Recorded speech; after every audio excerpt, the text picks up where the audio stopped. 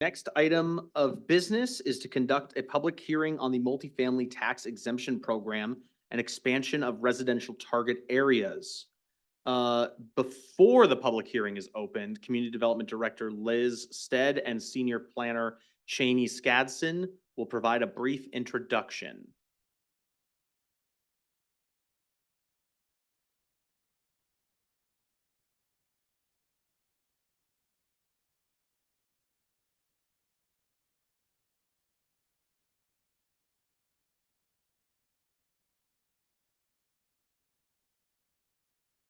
Thank you, Mayor, Deputy Mayor, council members.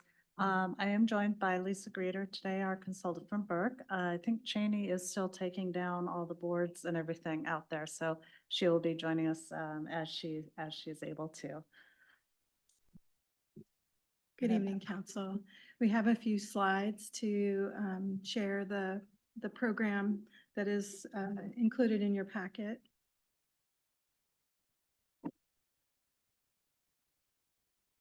We think. I'm sorry, was this specific to the public hearing item or is this during the business agenda? I think we were planning to share it now. I think it would be useful to actually share it now and then open the public hearing, and then we could come back for any questions during the business agenda. Okay, give us just a second. Thank you.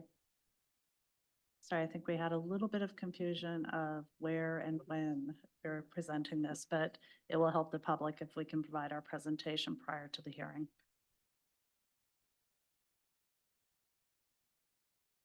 Because would it essentially be the same presentation you would give under the first business item? Okay, yeah, unless we can just do it now, then that'd be great. It makes a lot of sense.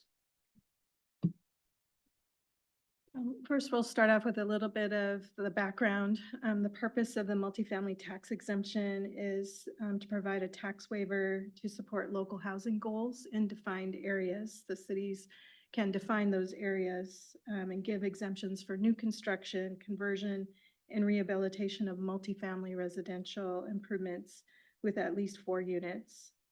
And these exemptions can be provided for different lengths of time. 8 years for market rate units, 12 years for affordable units, and 20 years for affordable ownership housing. You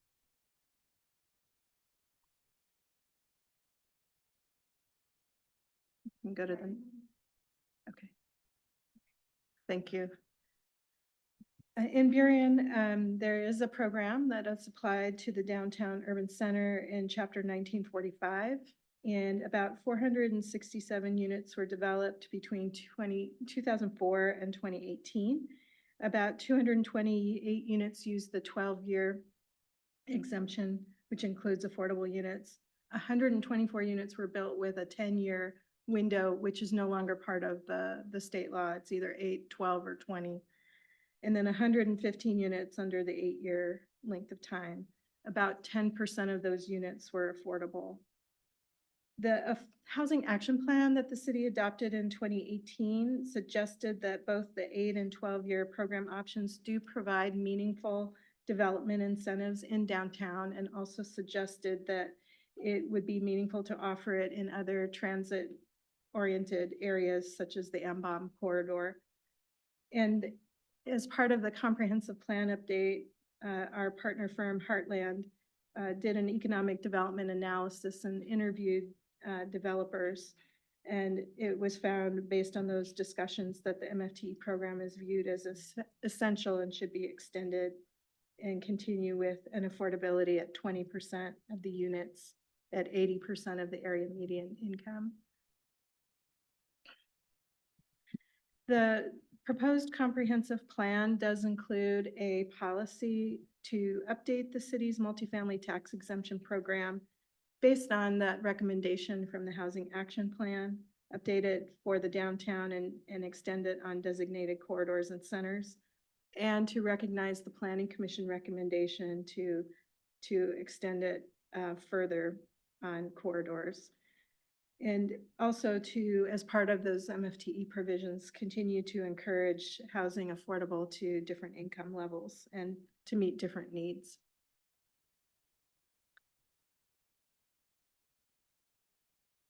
The proposed code amendments are meant to respond to a recent change in the law that allows for multifamily tax exemptions. It was amended in 2021, and as a result of that, now would offer a 20-year tax exempt program for permanent affordability and ownership, 12-year extensions to current 8 and 12-year exemptions, and requirements for auditing the properties every 5 years, and changes to the maximum income and rents. And with that, we also found some existing code provisions could use some streamlining. As the council is familiar with, the program would extend the applicability of the multifamily tax exemption. When you met in August 19th, you set a notice for this hearing that included a map such as this on the screen with hatched areas showing where the mixed use and multifamily zoning is proposed. And so it would be extended beyond the Burien Urban Center and to follow the Housing Action Plan recommendations to extend it to current and future frequent transit areas, and the Planning Commission recommendations to extend it to all mixed use and multifamily zones. In your packet was some background material that suggested keeping the 80% area median income for 12-year rental. That's similar to what the developer interviews and other evaluations considered.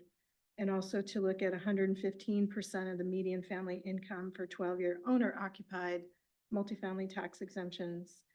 And my colleague Andrew Bjorn provided some information showing what the typical income and different job types as examples would be at those different income levels.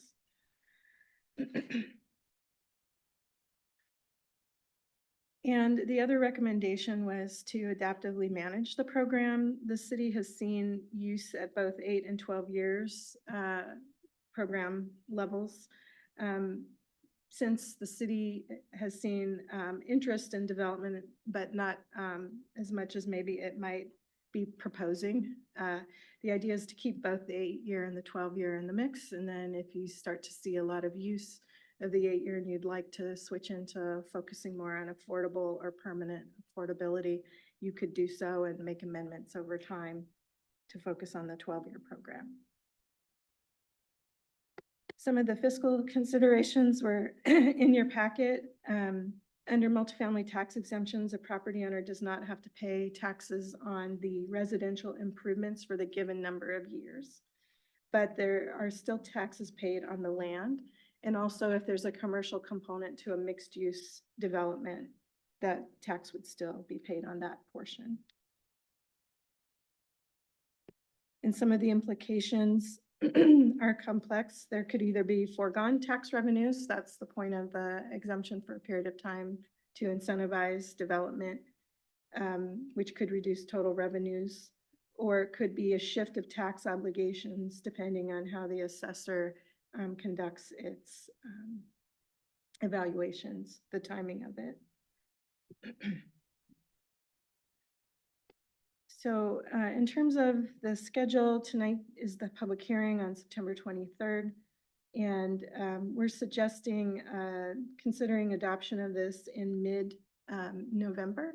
And the idea would be to do it at the time that you're considering other zoning code changes, because some of the areas it would apply to depend on that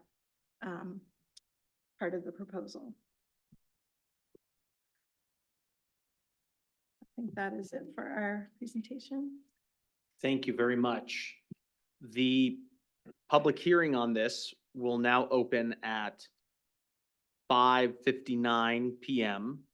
The city clerk will now go over the rules of order for conducting the public hearing.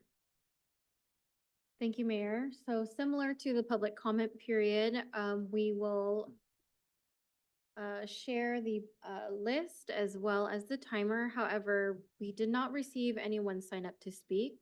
So at this time, I'd like to open up the floor to anyone who would like to speak regarding this item, either in person or on Zoom. If you're on Zoom and interested in speaking, please raise your hand at this time.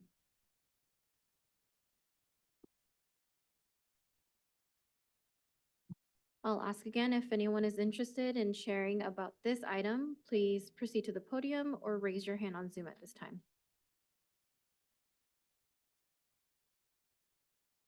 Okay. There being no testimony, the public hearing on the multifamily tax exemption program and expansion of residential target areas is now closed at 6 p.m.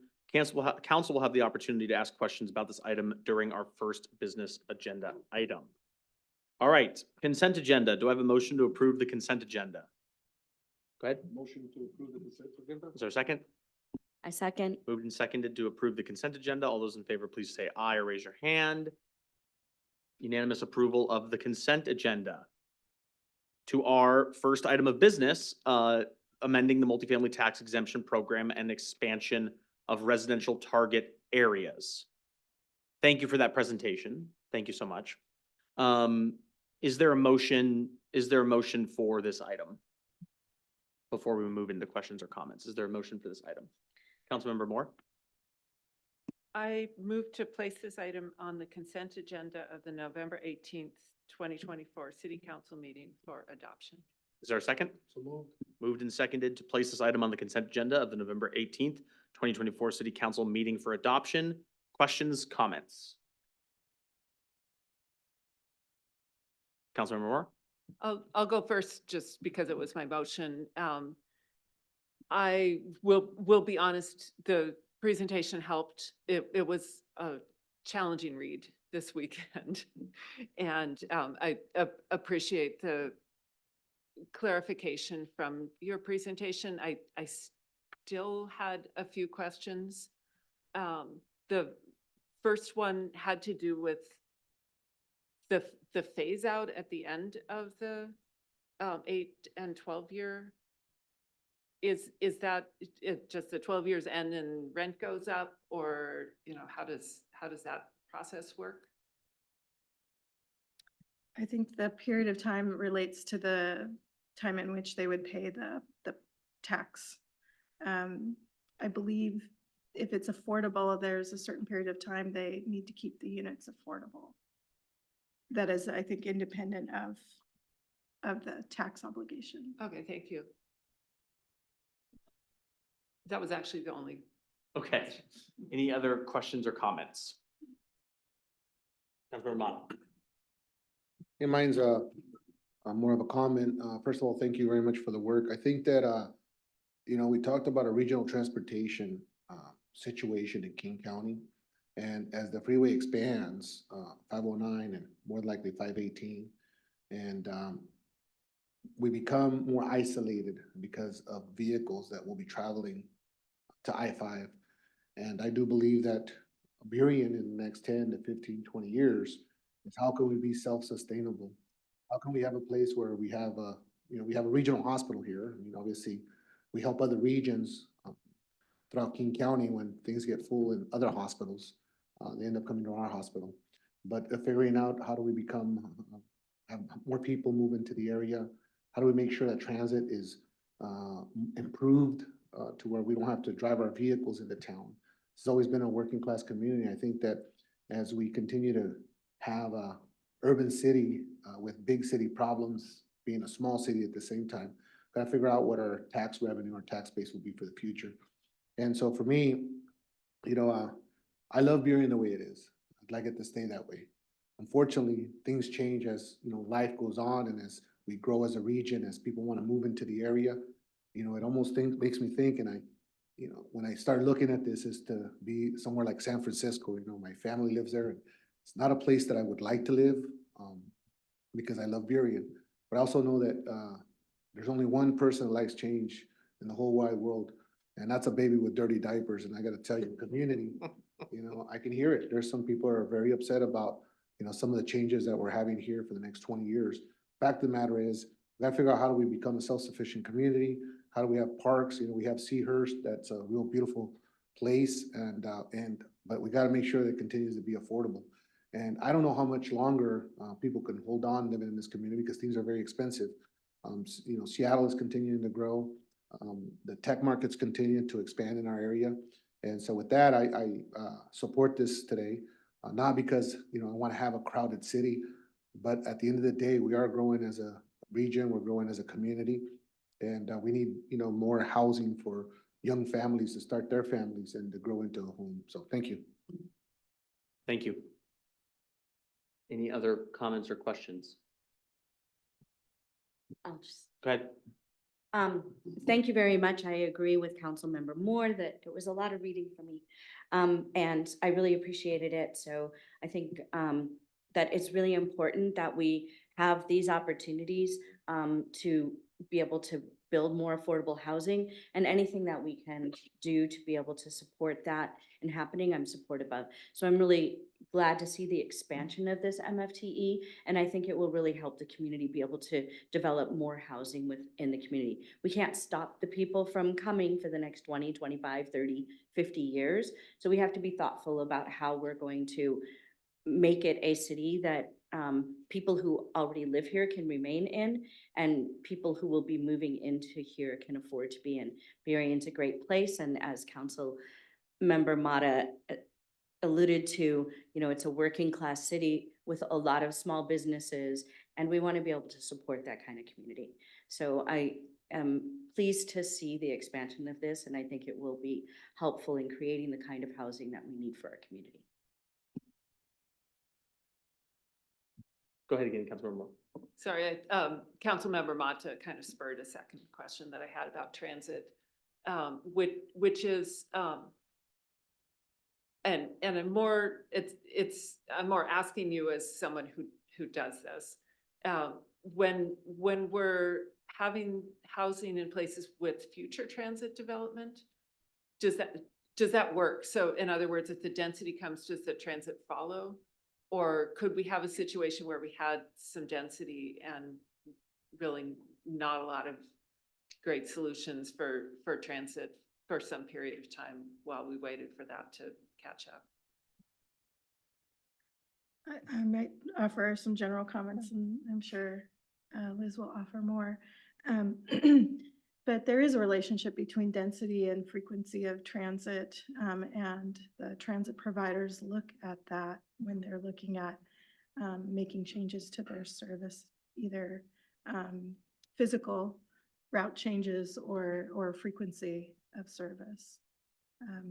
And I don't know if you have more to offer there. I think it does. The relationship is very strong, as Lisa was mentioning. And generally it is the housing, the transit is coming first, and then the housing is following the transit. So you think of any transit-oriented development, it's because there's been some planning for some sort of new line. So, one of the things in the comp plan that we're seeing this time around is taking advantage of the investment in the rapid ride on Ambach. And so trying to provide more opportunities for housing along there to double down on that investment and really, make it useful. But there is certainly a relationship, even if one area suddenly becomes like the hot new neighborhood and everyone's building there, then we would be working with the transit agencies, say, hey, we have a bunch of people coming in. Maybe we didn't expect it, but here they are, how are we going to do that?